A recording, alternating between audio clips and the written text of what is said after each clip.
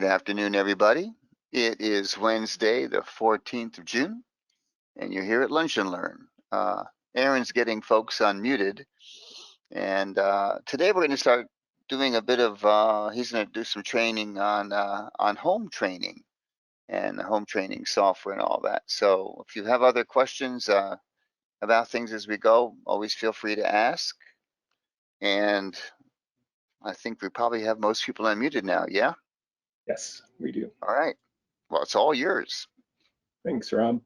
So before we get into the topic for today, I'd just like to give everyone the opportunity, if you do have any other questions that you want to ask before we get started, feel free. Give everyone just a minute to kind of think if they have anything they want to ask. I don't know if I can be heard. I actually had a question on the home training. This is Sure. Bonnie. Yeah. Thanks. If you're going to be talking about it, so I work with a practice out in California and Nevada, and we are rolling and have been doing the home training. One of the things that I think would be helpful to cover is differentiating the similarities and differences. It comes up when we are reviewing the brain maps with them. Well, why do the home training, which is 2-channel, versus in office, which is 4-channel? This particular practice, when they go in office, the 4-channel system is what they tend to use, or they are using, and they tend to do it, twice a week. And then with the home training, you can do it up to 3 or 4 times a week. But just how to explain to prospective clients who want to either toggle between the, migrate from one to the other, or who are making a decision as a newbie, what are the similarities and differences? How would you compare the efficacy and the time frame to do a 4-channel system in the office twice a week versus, say, the 2-channel system via the home program 3 to 4 times a week? Sure. To compare apples and apples. Yeah, and so 4-channel training, for some clients is infeasible based on, it's really comes down to how pliable, their brain really is and what it's capable of tolerating. I've seen kind of both ways, especially talking with clinics every day, where one client will train beautifully on a 4-channel, and then the next client right behind them, they get absolutely zero movement on a 4-channel because that client's brain cannot handle the excessive work. We talked about a couple webinars back about protocol number 3, and how in a lot of cases, when we're doing a case review, where when it gets to protocol recommendations, Dr. Suter might say, well, instead of protocol 3, I might do a 1 or a 2, and that way we know we're going to get some good steady movement, and we're not going to run into any problems with their brain pushing back against the difficulty of that protocol. So you add in, you go from a 2-channel protocol, which has 4 thresholds, or 4 component bands that we're trying to move up and down in amplitude. Now you go to a 4-channel, and now you're adding in, you've got 8 component bands, in 4 locations that you're trying to adjust. And if you've got a client that's dealing with, especially any metabolic issues, there is that high likelihood, that you're going to run a 4-channel on them and not really get any movement because their brain just cannot tolerate the excessive work. So, I mean, in 2-channel training, we've been doing 2-channel training for a lot of years with great success. Not saying that, no one should do 4-channel, because 4-channel does work on some of our clients. Granted, yes, kind of on that question you asked about, the efficacy and time frame and cost. Yes, if you're just doing 2-channel, it's potentially going to take a little bit longer. But, before I would even consider you know, if a home trainer was asking, well, why would I want to do home training when I can just come into the clinic and potentially get through this quicker? You know, I would have a Right, that's conversation, you know, and test them. Go ahead, Judy. Yeah, Or was that? and I've got some comments I'll share as Yeah, well. Go I ahead, do. Judy. So go ahead. Yeah, You want to go first, Okay. Rob? Yeah. First off, if Richard were here, what he would tell you, Bonnie, is there is no research to support that any other method or type of neurofeedback training is superior to 1 or 2 channel training. And the majority of research done in this country and abroad on neurofeedback is in 1 and 2 channel protocols. Now, I have been Actually- doing 4 channel training for a long time, and as one of the first people out there really working with it with the New Mind system. And I never start anybody off for some of the reasons that Aaron's already mentioned on 4 channel. I start everybody off on 1 channel. Let's see how they respond to that.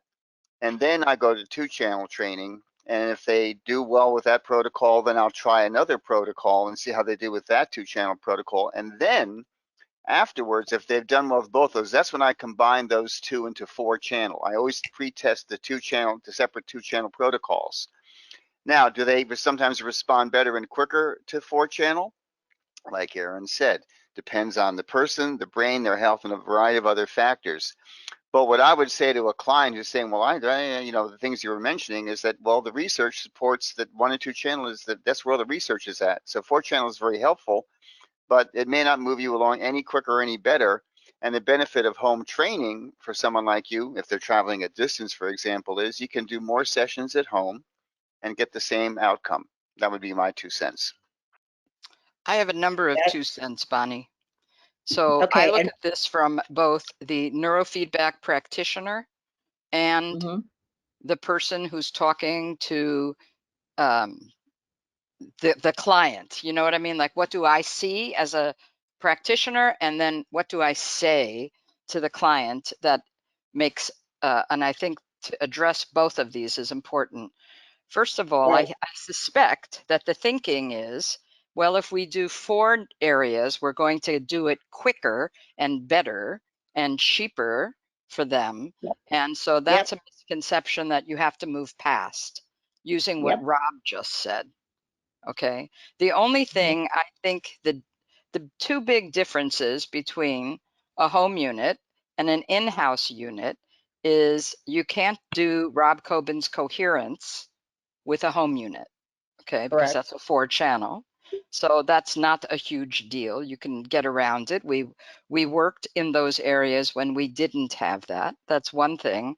And some of the bipolar montages, any bipolar montage cannot be done with a home unit because the electronics inside don't support it, is Okay. my understanding. So that's 2 things that I want to, the home unit, what I love about a home unit, okay, is that people can do it more frequently, say I recommend up to 4 times a week. That's what we- Okay. And then I do it longer than in the office. If they're coming twice a week, I may have in my mind, they're going to do this area 10 times, which would take them 5 weeks. At home, they can accomplish that same thing. I'll usually go like 3.5 weeks and then change protocols. Of course, there's many other factors that go into that, but that's my base thinking. So Can I I think, go ahead. interrupt? I wanted to jot that down and I didn't Sure. quite catch it because it was helpful. So can you just repeat that? Which part? The whole thing or just that last part? The how you sequence it and stair step it. So for like your past example, 2 let's steps. just say I was working protocol 4, F3, F4, a very common frontals for for the kiddos or focus, or let's say that. In the office, they're going to come twice a week. And I'm going to probably do that 10 times, depending, because everything is depending on how the brain responds, right? And so Right. figuring that twice a week, we're going to look at 5 weeks, right? 10 times is going to Right. be 5 weeks. At home, I might do that for 3.5 weeks. Okay. And, we have the conversation about I'm assuming you understand, and I think Aaron will go more into the conversation about how we market the home unit, everything that they need, you're giving them, including the manual, which was fabulous that Rob wrote. And then you have your document, like securing it, et cetera, et cetera. And in my office, we communicate through text with our home unit people. And so we have very tight controls on everything as well. And we can remote in while they're doing it if we really wanted to in the moment. But so that 3.5 weeks or so is what, whether they're in the office or whether they're doing the home unit, I'm always saying that the brain is the boss. The brain is the boss. Right. And so I don't find any, if it's a misconception that says that we do less efficient work at home because we can't do it in 4 channels. That's a misconception. That's based on we can do it faster, we can do it cheaper, we can hit more of the brain. And those are not true. And Judy, of course, not everyone can tolerate 4 times a week training. Like speed is Right. rushing this things through is not the goal necessarily. The goal Exactly. is And to I help always bring- start with CZ anyway, honey. Yeah. So I we're agree. going I to do tend to do slow, that and too. we set the time of the training remotely. And Sometimes I'll set it at 10 minutes. honestly, I mean, I have a very wide array of patients that come into my office. It's phenomenal how well the brain responds to that old time original single channel SMR at CZ. You know, I think it's a construct maybe of just not understanding how neurofeedback works to think that, you know, either you train the whole head at one time, you train 4 locations at one time, that it's superior. And, you know, as Rob said, there's no research to support it. And on the ground clinically, I haven't seen it. I tried, you know, full cap trainings in early on when I first started. I used different equipment and all that. And I wasn't terribly impressed. And it was a major undertaking to do a full cap setup. And also the complication of people setting up at home with 2 channels is hard enough for a lot of, you know, folks, especially for little kids, and they have to sit there and have a 4 channel setup. And, you know, it might be a barrier to actually seeing it through at home if it starts to get harder for the setup. I agree absolutely with everything that you have said. And it's always, you know, I always start with CZ, 1 channel, just like Rob. And based on what my information told me in my assessment, tells me whether I go, how many minutes I go. And we'll bring them up to where we want them to be and tolerate time-wise. Right. But there's, you know, it's getting people past this idea that you More have is to do a better. lot. Yeah, exactly. Like you have to do a larger area and work it harder. I mean, the brain will only tolerate what it will tolerate, and it's part of this big system. And we don't want people to move that fast anyway. You know, they'll have different sorts of side effects, like emotional ones or physiologic ones, if everything goes too fast, in Yeah, my opinion. my 2 cents, I was in a peer consultation group and we had a geriatric psychiatrist in the group, and he said he always started patients, no matter what their age, with half a geriatric dose. And that's like a quarter of a normal dose. And he said he very, very rarely had any side effects because he ramped them up slowly. Now, if someone was, you know, overtly suicidal or something, he might break that rule. But he said, and I think people can understand that sometimes, you know, starting at a regular dose, you get a lot of side effects and then they don't want to stay on the medication. So he took a very conservative approach and starting on a smaller dose and then ramping it up over time. Good point, Michael. I forgot about the whole concept of somebody having a negative side effect, and people have that. Yeah. So you're much more likely with a 4 channel to have it than a 2 channel because you got 2 more areas you've added, and with a 2 channel more likely than 1 channel. And then you don't know what's causing it. Yeah, then you got to go back and restart everything all over, which is why I like to go 1, then 2, and then 4, and test every protocol out before I do a 4 channel and make sure they've responded well to it. Then I'm very comfortable, and then I think it does help push them along a bit faster. Okay, yeah. This is Bonnie again, So you guys. This is Bonnie again. I was just going to say, if I may, Yeah. first, thank you, thank you, thank you. This is rich information. I just need to say that. Secondly, the geriatric analogy makes sense. I'm also a pharmacy tech and have worked in the geriatric field in the past for 10 years. So that's a good, example. Thirdly, this marketing piece and the how to explain it is really important because they do perceive, where I'm at, there is this perception that, oh, well, four channels twice a week is going to be effective, harder, faster. And so differentiating that, what I have been positioning it, because I'm on the front line doing all that client navigation and helping facilitate that home program, I have been explaining it much the way you guys are, but the fact that you're saying the emphasis you're putting on the caution for 4-channel, just straight off the bat, the practice has been doing more and more 4-channel kind of on everybody in office twice a week, putting a gap of a day or two between. And then we are doing the 2-channel protocols for the most part on the home systems. Now, as you were describing the piece you just did, there's 1 or 2 of our cases that are coming to my mind, even the home ones that are two-channel guys, where I am wondering, when you said if it's too strong, too fast for the particular brain, whether it's 2-channel versus 1 or 4 versus 2, what kind of side effects might really start to crop up, especially behavior-wise? I have one mom that's just like saying her son's behavior is XYZ. And so I'm curious what kinds of things can crop up there and any additional comments overall on this. This is just extremely helpful across the board. So thank you. It's such an interesting question. I'm just going to dive into it for a second. I'm sure there are a number of people who have comments on it. Side effects or effects, let's say, from neurofeedback can really vary.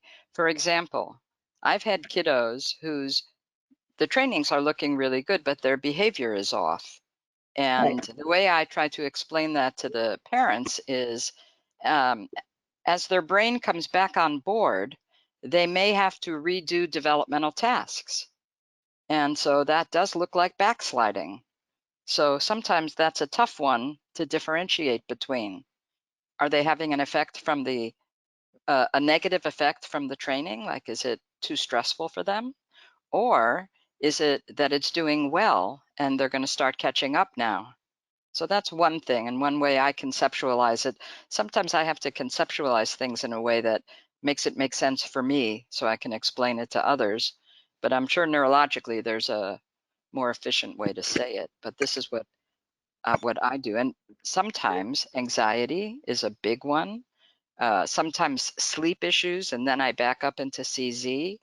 Those are a few. I'm going to share the floor and let others chime in as to what they say and see. I like to chime in. This is Veronica. I think what's important is, for me, before I start training is, what their environmental lifestyle is, what the diet looks like. Because if they have a really poor diet and they go into neurofeedback training with a poor diet, I don't really see a lot of change as fast as a client would like to see and maybe as I would like to see. So, I'm pretty strict, and I try to remind people the importance of showing up to the brain gym, right? That showing up and being prepared, and if they smoke or they smoke pot or they like to drink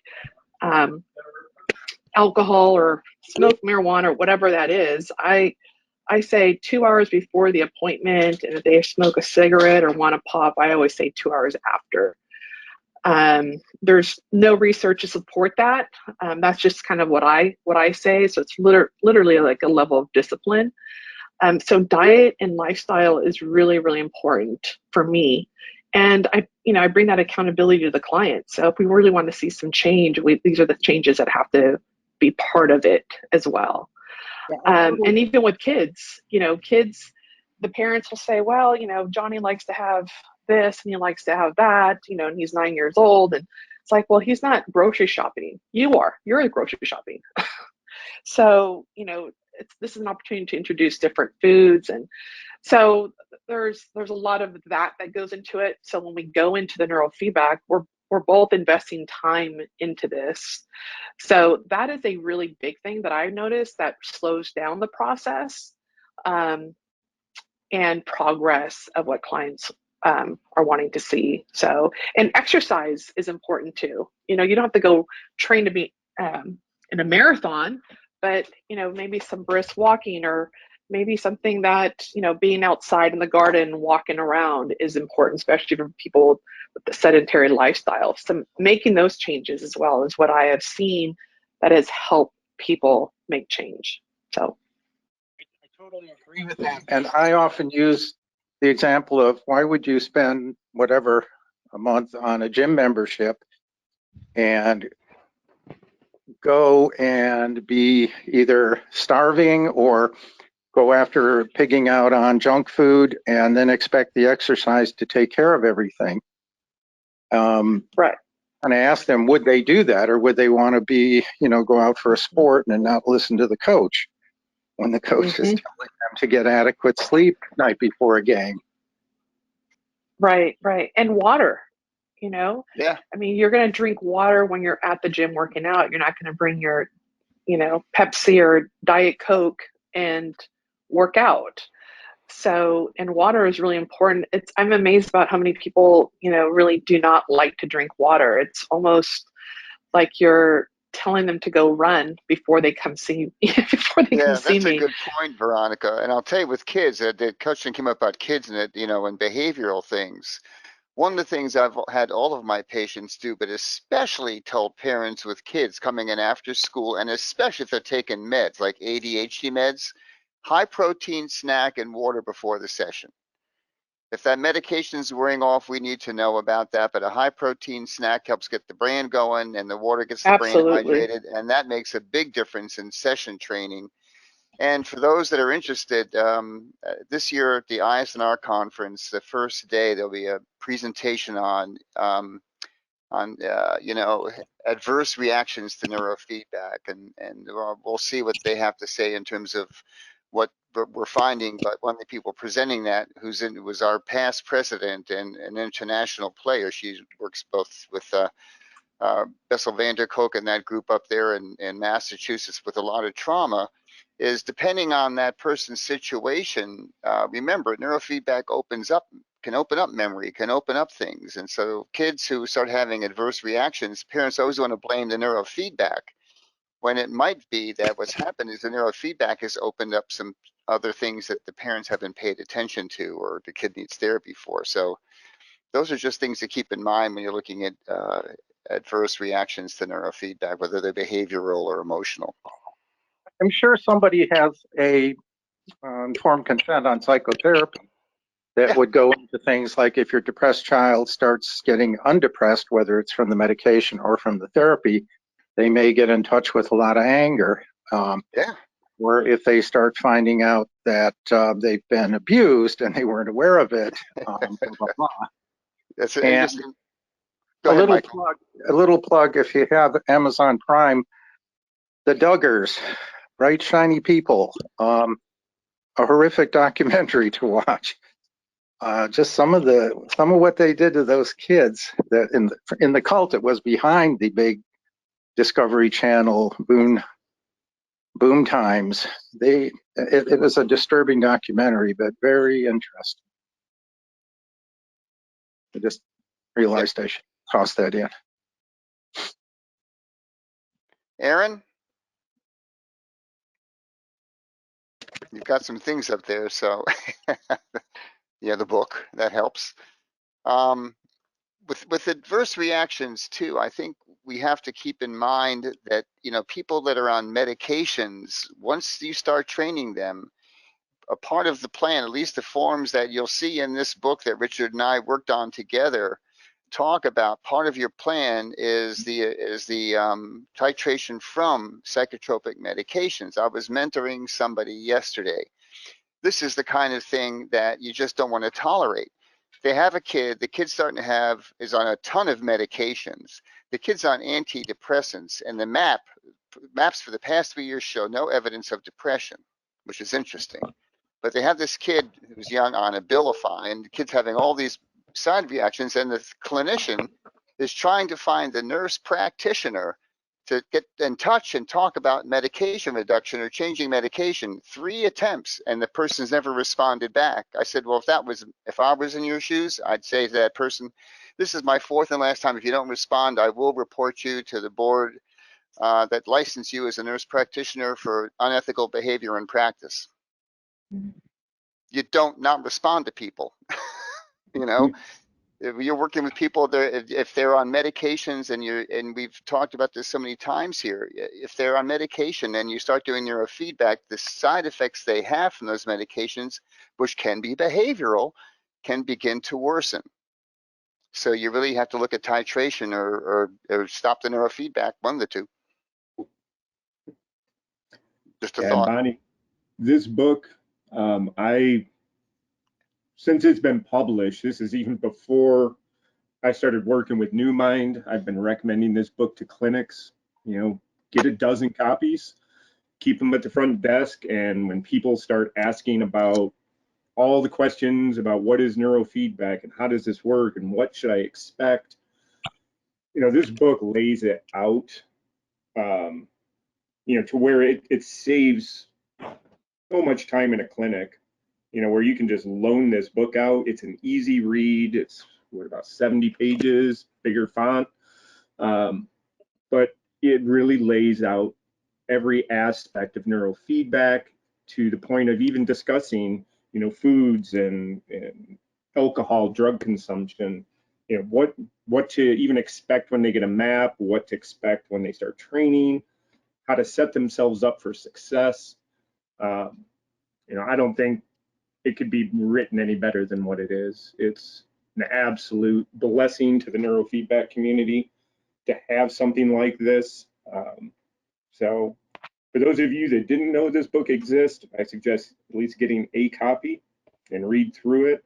And hopefully you'll find the same thing that I found, that it's a godsend. I mean, it's really an amazing book. So thank you for putting this out, Rob. It's great contribution to our community. Thank you. You're welcome. All right.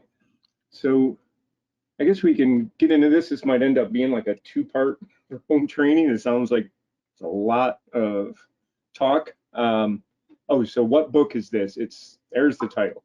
The big title, but it's a consumer's guide to understanding QEEG brain mapping and neurofeedback training. So you can just, on Amazon, just put in a consumer's guide to QEEG neurofeedback and it'll pop up for you. So really good book. So 1 second, before we move on, let's go back to Bonnie and say we got any more? I see a question mark popped up over there. I just want to check what book that was. So. Oh, I got it. Okay, sorry. And just, did we cover enough for you, Bonnie? Oh, you guys were awesome. So thank you very much. Rich stuff. I'll circle it back to our clinic. Thank you. Thank you. Good to hear, Bonnie. So this, I've talked about kind of this knowledge base in a previous webinar. I just wanted to make sure everyone knows this is here. I put a permalink in the chat section. So if you look at your control panel, and I'll just move this over here, there's a little chat area. And if you click the drop down, the little arrow there, you'll see the link. So what I recommend when you get a new home trainer, I really don't recommend giving them a link to the manual, because if we look at the manual, you know, it's just, this is more for you. You know, it gets really detailed, but we do have a nice little video for them. So there's a how-to video of attaching leads to an amplifier, attaching leads to their scalp. It gives them a software kind of tutorial. There's also this great little checklist, this part of it. So it's really going to lay out for them what should they be doing before their session. Talks about if you have them do the progress trackers, how they're going to complete that at home. Opening up the software, attaching the equipment, what to do during their session, and some troubleshooting tips, and then what to do after their session. So really laid out nicely, saves your clinic a bunch of extra work. So this is already there in those links. So what I would recommend is you just copy this information. You paste that into an email to the client. Now they've got the download link for their software. They've got a little how-to video, and they have a checklist. And that's really all your client's going to need as far as, you know, a guide to follow. You could give them the manual if you choose to, but there is a lot of information in there, and it might just confuse them. So that's really up to you and your discretion. Part of this link too, because we do get a lot of questions about, you know, what computer does my client need? So we lay out all the specs right here for you. So makes it really easy when you're trying to talk with the client, you know, as far as do they have a computer that's capable. Keep in mind, there are Mac only households. You guys might be one of them. You got maybe a PC in the office, but everything at home is Mac based. We generally don't recommend using Macs even with Parallels or Boot Camp. We have seen issues with that. So if your client is just going to go out and buy a computer specifically for home training, make sure they're getting a full Windows operating system. So some people will go out and they'll find these Chromebooks, super cheap, $250 for a computer. They think, oh, great, you know, I only have to spend $250 instead of $800. Chromebooks will not work. So basically, a Chromebook is an oversized Android phone. That's all it is. It's only got 16 gigabytes of storage. You cannot download and install standard software. The only software a Chromebook can get is what's on the App Store, no different than your cell phone if you use an Android phone. So they need a full Windows computer. And I also recommend there is a new operating system that Windows has out called Windows with S mode. They don't want that. If possible. So S mode is heightened security. It's great if you've got kids using a computer, but with the S mode turned on, you also cannot install our home training software. There are links, you know, you can go online and just search how to shut off S mode in Windows, and it's a really quick process. You know, you can do that. And then also, I really don't ever recommend Windows Pro. So Windows Pro also has heightened security. There's a feature in there called memory integrity. So if you do have a client that has Windows Pro, they are going to have to come to the search box, type in core, they'll see core isolation. They're going to open that up, and they're going to need to turn this memory integrity off. If it's turned on, what this memory integrity does is it looks at every single driver that your software is going to be utilizing. And if that driver doesn't happen to meet the strict criteria that memory integrity has set for it, what's going to happen is every time they go into the home software and click on check amplifier, it's just going to keep them in simulation mode. It's not going to allow that driver to load. So this goes not only for your home trainers, but for anybody buying a computer for your office. I just recommend regular Windows 11, like home, no S mode, no Pro. It'll make your life easier. You won't have to turn stuff on and off. So just wanted to throw that out there because that is a big thing that comes in on our tech line quite a bit. So getting that information out to everybody. So with home training, we'll kind of go through, we've got about 15 minutes left. We can kind of start talking about, for those of you that maybe have never done home training, you know, what that looks like as far as what extra steps you need to do and what the client's going to see on their side. So, you know, you're going to build a training plan, no different than you do for in-office. You know, we're going to assign our client. I'll use my John Doe here. You do have the option of 1 and 2 channel training. So pretty much anything in the 1 channel list you can do. That includes alpha theta.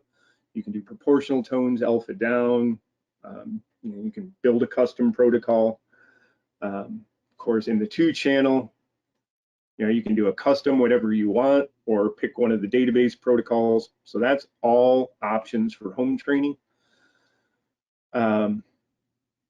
So if we just, let's do, we'll just do a standard 2 channel. Let's keep this easy today.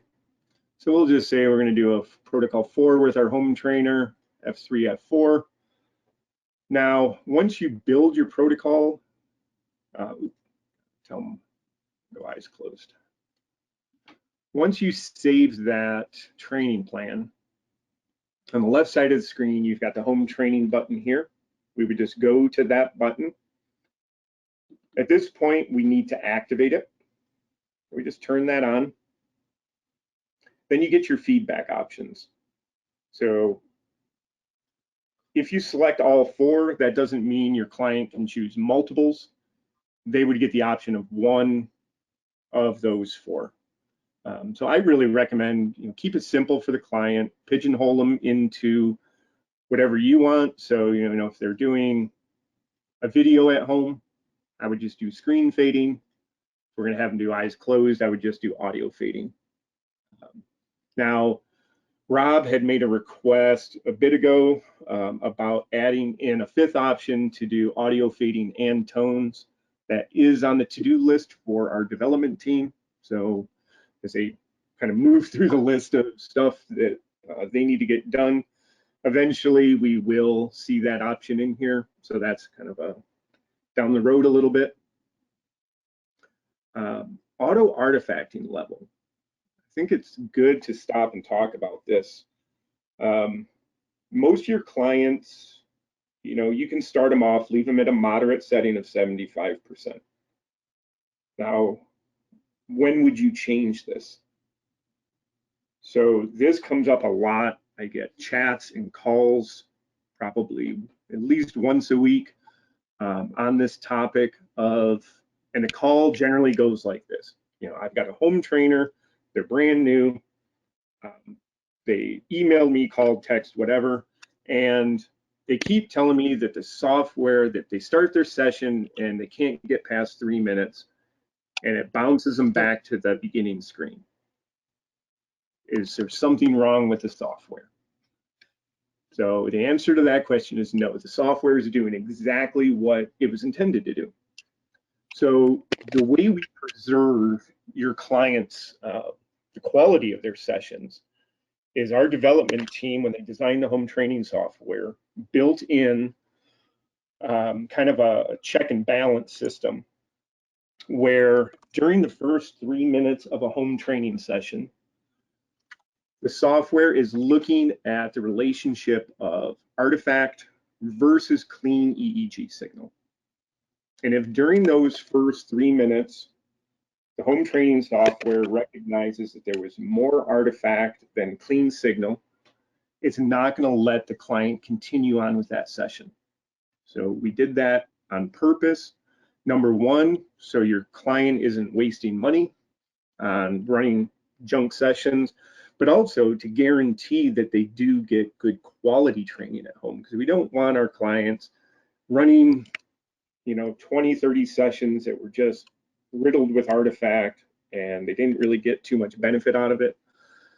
So if you have home trainers, you know, you've ran into this situation, if you're intending on offering home training in the future, just know that that is a possibility, especially when, you know, you've got a parent hooking up their child at home. you know, especially if you're doing prefrontals or frontals or even temporals, kind of these heavily artifact laden sites, you might get that call. So how do we resolve that? And the answer to that is you've got a couple options. I mean, the best option is really having a discussion with that client or the client's parents, you know, about sitting still, not moving around. Of course, we've talked about video content of, you know, what's appropriate and what's not appropriate. You know, so we always want to start there. Now, if they've attempted this a few times and, you know, no matter what they do, they can't get past the 3-minute mark, then what I would recommend doing is have them close it. So if you're on the phone with this client trying to talk through their problems, what I would tell them is, okay, go ahead and close your home training software. And then you would come into their training plan here, go to the home training, turn it down to 50%, click save. And then have them open the software, sign back in and try again. You know, if they still can't get past it, have them close it again, change it down to 25%. I really don't recommend turning it off. I mean, there are some cases where that is the only option, but you know, that's kind of the like last option. So you do have that ability to adjust the auto artifacting to compensate for, you know, artifact in the client. So that is a way you can get around that. Another kind of hot topic that comes up a lot is this session results. So session results is basically the upper portion of the performance screen. So if we kind of go here, actually this doesn't have the performance screen on it. Oh, it's a new, that's why it's a new protocol. So let's go back, just show you kind of what the client would see, so we can understand that. So the client, if you allow the session results, they're going to get this upper performance screen displayed at the end of their session. For some of your clients, this can be very motivational for them, you know, because they can actually watch, you know, the dotted green line was their previous session. And then all of this down here, the blue, was their current session. And if they exceed their performance from the previous session, they're going to get a little golden star noting that, you know, hey, congratulations, you know, you're doing better and better. They're also going to get a points value. So that goes from 0 to 100. Now, where I've seen this can become a problem is, let's say you've got a home trainer, they've been training for, let's say, 2-3 weeks, and they've been averaging 50 to 60 points per session. And then all of a sudden, one day, they've got 10 points. And they call the clinic in a panic saying, oh my, what's going on? You know, is my brain broken? Is the software not working? What's going on? Well, I would ask that client a couple questions before going any further. You know, so how did you sleep last night? Were you up late? You know, what happened, you know, the previous day? You know, or did you cheat on your diet? You know, if you're gluten intolerant, you know, did you gluten bomb yourself the day before? You know, and a lot of times it comes down to, you know, sleep. You know, they got a bad night's sleep, or something happened to them physically, and now they're, you know, they've got some discomfort in their body. You know, maybe their back hurts or something.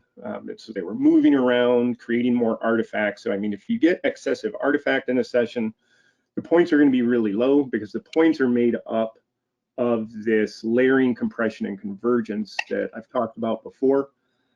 You know, so if they got a bad night's sleep, generally their compression is going to be really high where it should be as low as possible. And that's also going to mess around with their layering, especially if they're creating a bunch of artifact, and you get the high beta up above, let's say delta, if they're training eyes open, that's going to drop their layering. So if the layering goes down and the compression and the convergence go up, their points value is going to be nil to nothing, and it's not that their brain was having a problem. Well, their brain kind of was having a problem that day from probably lack of sleep or whatever was going on, but it's not that their brain is broken, as they said, or there's an issue with the equipment or the software.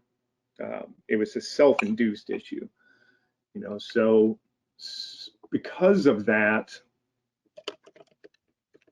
with those questions, there are clinics that will just choose to turn this off, and you as a physician need to make that decision for yourself, as far as what you feel is going to be the best for your client. So keep that in mind. And then there's progress tracking.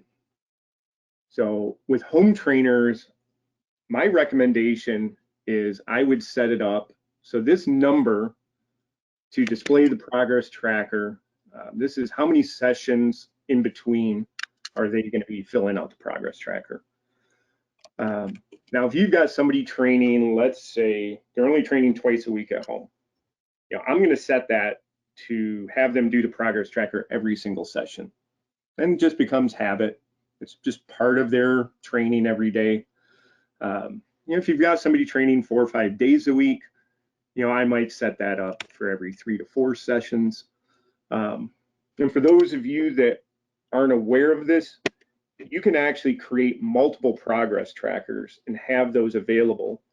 So if you've got, let's say, a kiddo doing home training, you can set one up for the client, you can set one up for the parent, you could set that to display every session, and then you can just maybe talk to the parent and say, okay, I'm going to have you guys alternate.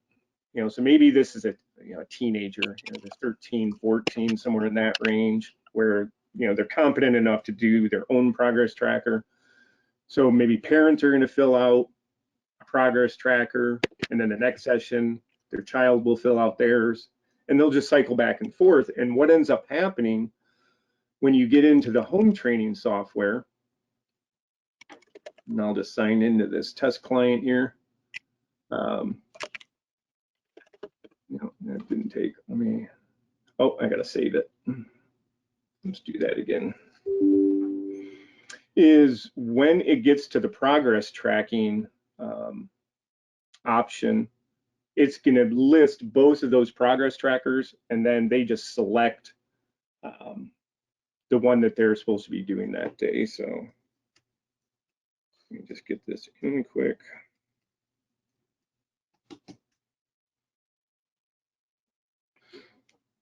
So when your client opens up their home training software, it's going to tell them what they're going to do. So here we can see now the progress tracker is activated. So if you have multiple progress trackers, they're going to have a drop down, and then they're going to get to pick which one's going to get filled out that day.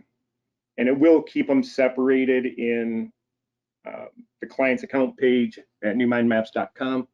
You will have both of those progress trackers visible, so you can view either one. And the other reason I really like having them do the progress tracker every single session is what we see at the bottom here, is we've got this notes section. So from clinics I've talked to, some clinics are doing, kind of touching base with their client, maybe once a week. They have a technician, somebody calls and just kind of follows up, sees how they're doing, fields any questions. With having the notes section here, you can let your clients know that if they want to kind of tell you anything that's going on with them, they can just put it into this notes section. And when you go online to the client's page and you go into the progress tracking, when you go to view that report, if you go all the way to the bottom, it's keeping a running tab of everything they mentioned. So, you've got kind of a pulse on what's going on with your home trainers, without even having to pick up a phone and touch base with them. They can simply, your clinic can simply just come in and look to see whatever they're saying, whether it's good, bad, anything. And then of course you get the ability to really see, how home training is affecting the symptoms that you're training them for. So once, we're actually kind of at the end of the hour. So maybe we'll pick up a discussion on Friday. We'll kind of finish this up and field any other questions, and let everyone get back to their clients. All right. Great idea. Hey, everybody. Pretty We'll see you wonderful Friday. info. Great info, Aaron. Yeah. Great discussion today, guys. That was Yeah. It was a good one. Thank you for those who contributed to the discussion, Michael and Honey and Bonnie and Bonnie and Monica, all of us. all of those who contributed. Thank you so much. We'll see you Friday.